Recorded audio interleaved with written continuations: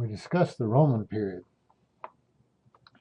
After Ptolemy VIII, the dynasty continued on for over a century with increasing control exercised by Rome. No one in Egypt could expect to rule without the blessings of the Roman emperor. Of course, Roman influence throughout the region continued to grow during the last 2 centuries of the pre-Christian era. They had conquered Greece by 146 BC and Mesopotamia by 64 BC. In Egypt, Ptolemy XII had to appeal for Roman help, and that included the aid of a young Roman officer, Marcus Antonius. We know him as Mark Antony, to prop up his rule. This assistance in 58 BC resulted in the execution of Ptolemy's oldest daughter, who was trying to seize the throne. When Ptolemy XII died in 51 BC, considerable fighting ensued among his remaining children. 2 of them, Cleopatra VII and her brother, ruled jointly for a time as Queen of Egypt and Ptolemy XIII. As the infighting continued, Julius Caesar arrived in 48 BC to settle the matter. His resolution included the birth of his son with Cleopatra and the death of Ptolemy XIII. Cleopatra ruled from then until the Ptolemaic dynasty ended with her death in 30 BC. New books have enlarged considerably what we know about that period, but she's still an enigmatic figure. A short aside on Cleopatra from some of these new books.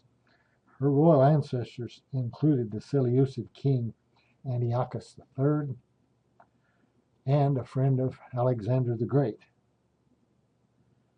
Even though she was a skilled leader who understood how to conduct diplomacy, speak many languages, and handle military situations, she was no match for the deteriorating situation in Egypt and the continued rise of the Roman Empire.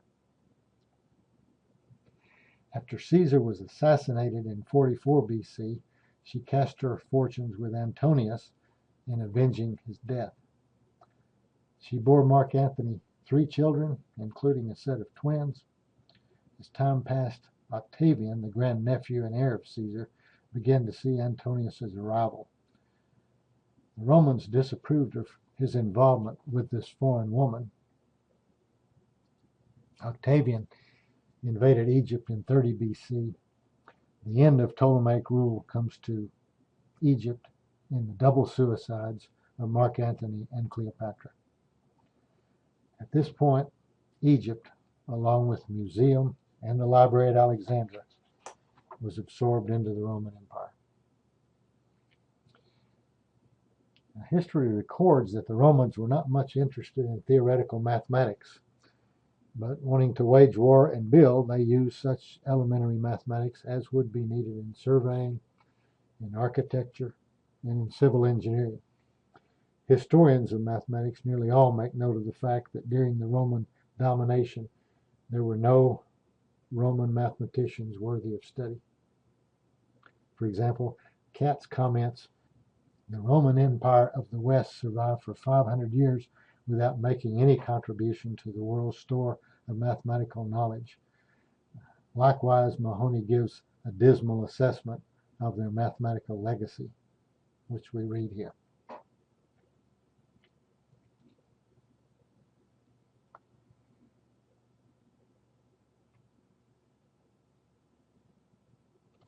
At times, the Romans seemed almost proud of their disdain of mathematics.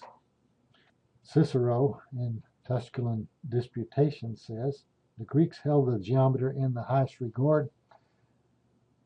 Accordingly, nothing made more brilliant progress among them than mathematics. But we have established the limits of this art, its usefulness in measuring and counting."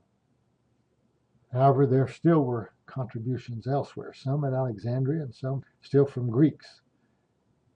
A scholarly community remained at Alexandria. After all, there was still a well-stocked library there, and inertia had kept some of the scholars in place. One of these was Diophantus. Now, it becomes tiresome to say, but we now come to another Greek mathematician of whose life we know little.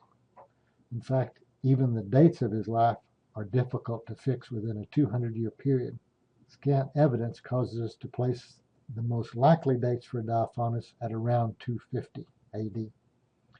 His chief contribution, the Arithmetica, contains a dedication to someone named Dionysius. Knowing, highly honored Dionysius, that you exert yourself to learn the study of number problems, I've begun with an explanation of the nature and the power of numbers, starting with the foundations on which the matters are based.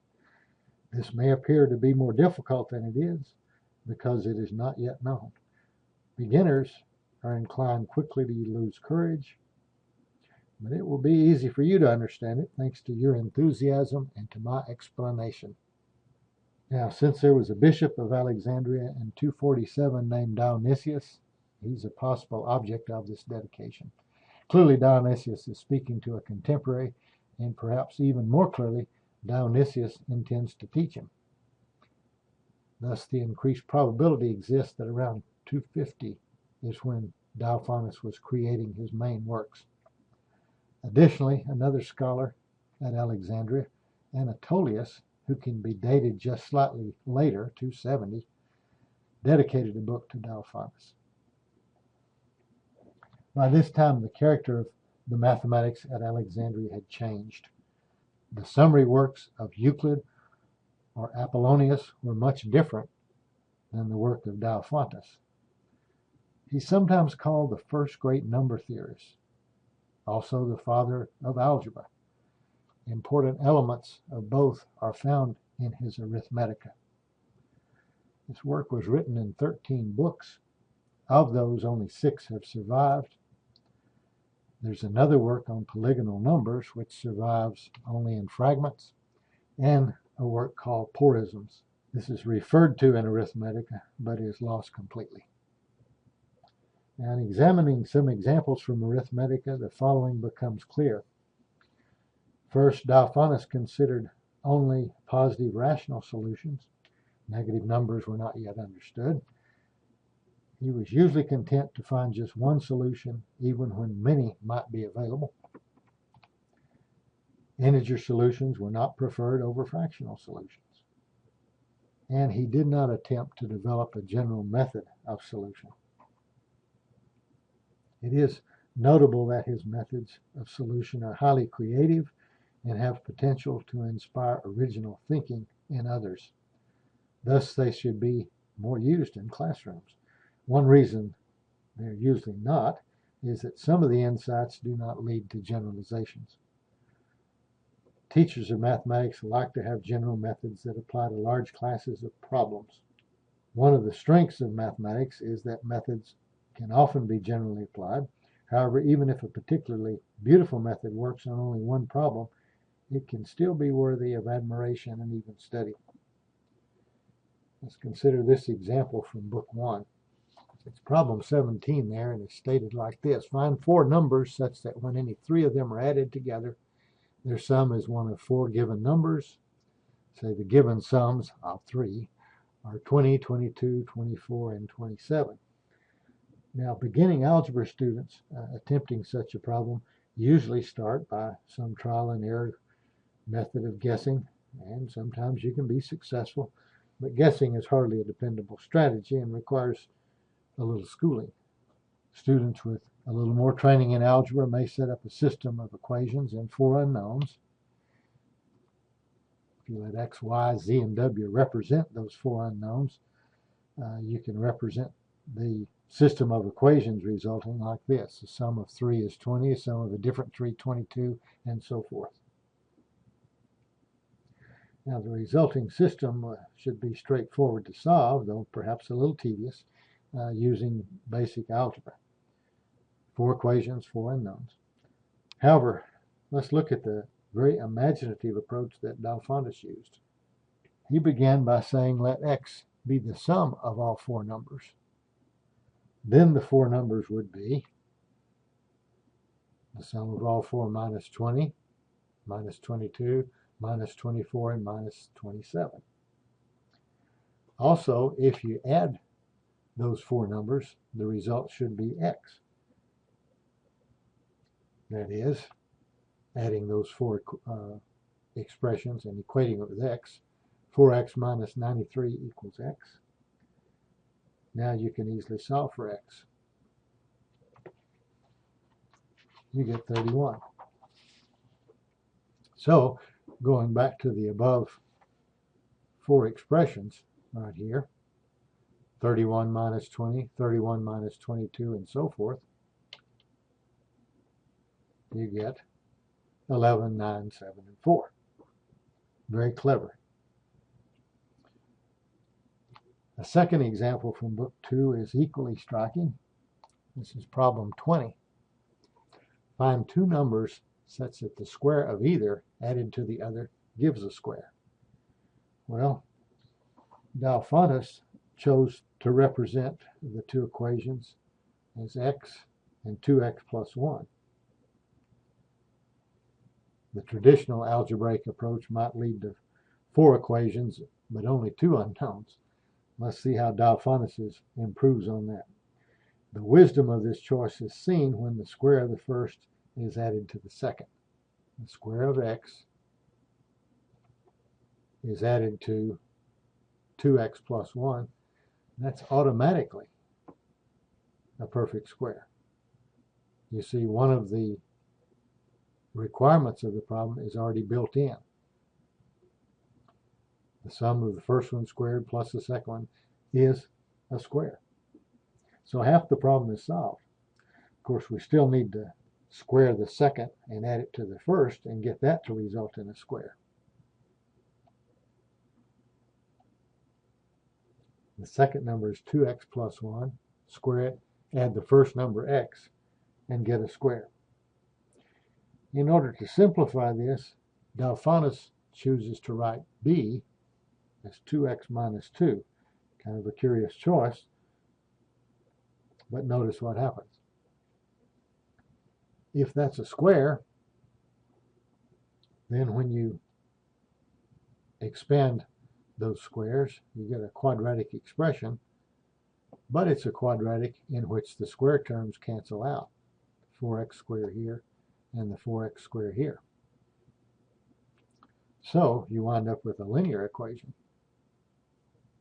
It simplifies to 13x equals 3. So you see, by his choice of b, he's created a linear equation and avoided solving the quadratic. So x would be 3/13, 2x plus 1, 19/13. Of course, other choices are possible for those numbers that he put in there, and we'll have an exercise on that.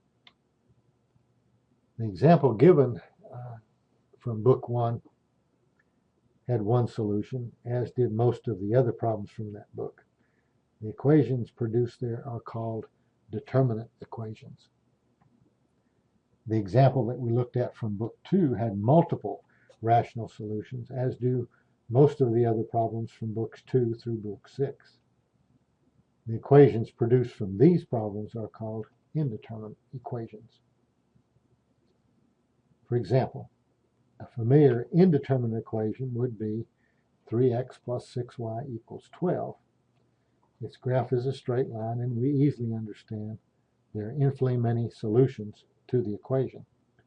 Diophantus would have been content to find one rational solution. For example, 1/3 for x, 11/6 for y. Applications often dictate that the solution involve only integers. A general equation of the form ax plus by equals c, where integer solutions are sought, is called a linear Diophantine equation. Their study is a major focus of number theory, and their applications are extensive. General methods for solving them were not given until the Indian mathematician Brahmagupta did so in 628. For Diophantus, books 2 through 6 consist mainly of second and third degree indeterminate equations. The most famous of these is the following problem from Book 2. It's Problem number 8, it says divide a given square into two squares. We would quickly see that the equation z squared equals x squared plus y squared, and we would recognize that the problem is connected to generating a Pythagorean triple. Diophantus poses a similar situation in the very next problem of Book 2. Problem 9 says divide a given number, which is the sum of two squares, into two other squares. His solution is work for the special case of z equals 13, but the method could be generalized. Since 13 is 2 squared plus 3 squared, we seek to write 13 as the sum of two other squares. Diophantus chose the other two as x plus 2 squared and 2x minus 3 squared. Notice the red there, I'm trying to make a point. Since 13 must be the sum of these squares, we can expand this equation and get the following quadratic. Note again that the constant terms cancel, and so you can easily factor here and get a non-zero solution of 8/5. Thus the two numbers are 8/5 plus 2, which is 18/5, and twice 8/5 minus 3, which is 1/5. And if you like, you can note that squaring these would sum to 13. Now, we're using modern notation to work these problems of Diophantus. Even though he was not able to use this notation, he did create important advances in notation that should be mentioned. As has already been pointed out, much of written mathematics was done in a rhetorical style that made the mathematics difficult to comprehend. We've also made the point that good notation can help advance ideas, while poor notation can hinder insights. So the improved notation of Diophantus is worthy of note. In part, Diophantus simply began to abbreviate words. This is referred to as syncopation. The word syncope means to shorten. In music, syncopated rhythms occur by shortening some of the beats. The genre of ragtime music is so named because the rhythm seems to be ragged from this shortening of beat, the syncopation of the beats. The syncopated name is an abbreviated name, such as JFK for John Fitzgerald Kennedy. Samantha might be shortened to Sam, or brother might be shortened to bro. What Diophantus did to advance notation was to begin to syncopate some of the Greek words that had formerly been written out in full. For example, the Greek word for power is dunamis. Thus, the square of the unknown was denoted by the first two Greek letters of dunamis. Likewise, since kubos is the Greek word for cube, the third power of the unknown was denoted as follows. The only higher powers used by Diophantus were denoted as shown here for x to the fourth, square square, x to the fifth, square and a cube, for x to the sixth, the cube of a cube. This movement from rhetorical notation to syncopated notation was an important advance, but still more advances were needed before algebra could fully develop into the symbolic form we now use. Classifying the stages of development of algebraic symbolism was suggested by Nesselmann in 1842. His system is summarized by Heath. The first stage he calls rhetorical algebra, or reckoning by means of complete words. The characteristic of this stage is the absolute want of all symbols, the whole of the calculation being carried on by means of complete words and forming, in fact, continuous prose.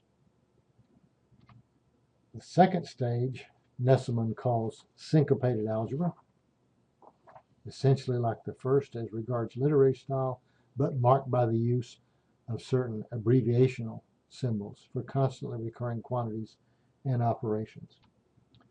To the third stage, Nesselman gives the name of symbolic algebra, which uses a complete system of notation by signs having no visible connection with the words or things which they represent. A complete language of symbols which entirely supplants the rhetorical system, it being possible to work out a solution without using a single word of ordinary language, with the exception of a connecting word or two here and there used for the sake of clearness. Thus, the work of Diophantus is important for containing an advance in notation, his introduction of Diophantine equations, and his creativity. Yet there's another important scene in the heritage of his work, Arithmetica. It had a tremendous influence about 12 centuries after Diophantus lived. Let's take another aside here and talk about some of that influence as it was manifested in the work of Pierre Fermat. Around 12 centuries after the writings of Diophantus, the Renaissance in Europe revived interest in the ancient Greek works. Arithmetica was translated from Greek into Latin, and there was a French lawyer and amateur mathematician who made a thorough study of the book. Now, don't let the words amateur mathematician be misleading here. Fermat had a most penetrating mind, and he left traces of his work on the inventions of calculus and analytic geometry. He also, perhaps because he was reading Diophantus, created modern number theory. In reading through Arithmetica, Fermat would make notes in the margins. This is where the word amateur should be emphasized. Let's quote his biographer, Mahony. Not only did he describe his methods to others in vague and often misleading terms, he also left his own notes in a cryptic form of mathematical shorthand that only he could follow.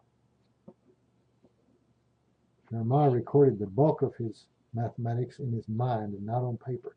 Skilled and ingenious problem solver, he wrote for himself no more than a sketch of his ideas. The state of Fermat's written records has repeatedly pointed to a man who lacked either time or will, or perhaps both, to work things out in detail, to polish them and make them complete. When Fermat encounters problem 8 of book 2, that a given square can be divided into a sum of squares, all being integers, he contemplates a more general form of the statement. If z squared is equal to x squared plus y squared, and has integer solutions, would the same be true for cubes, for fourth powers, and so forth?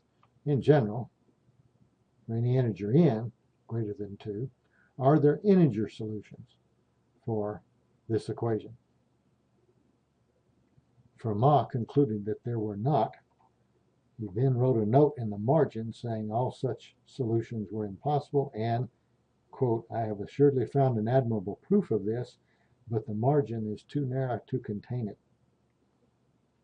Well, he later died, and after his death, his copy of Arithmetica was discovered and his notes began to be studied. The conjectures and comments in his notes were either confirmed or rejected, as mathematicians with the time Fermat lacked carefully wrote out results. When all had been settled, except that one, z to the n equals x to the n plus y to the n has no integer solutions when n is greater than 2, it acquired the name Fermat's last theorem. Many leading mathematicians tried and failed to give a proof. As they did so, this problem gained a reputation as one of the world's most famous unsolved problems. Efforts to prove it were unsuccessful until 1994, when Andrew Wiles finally supplied a proof. Wiles's proof, well over 100 pages, was clearly too long for the margin, and it contained mathematics of which Fermat would not have known. Here's where the importance comes in. In the many attempts to prove Fermat's last theorem, a large amount of new mathematics was discovered. So part of the importance of Diophantus comes from the stimulating effect he had on later mathematicians. His posing of novel problems and his creativity in providing solutions continued to lend influence to the development of mathematics.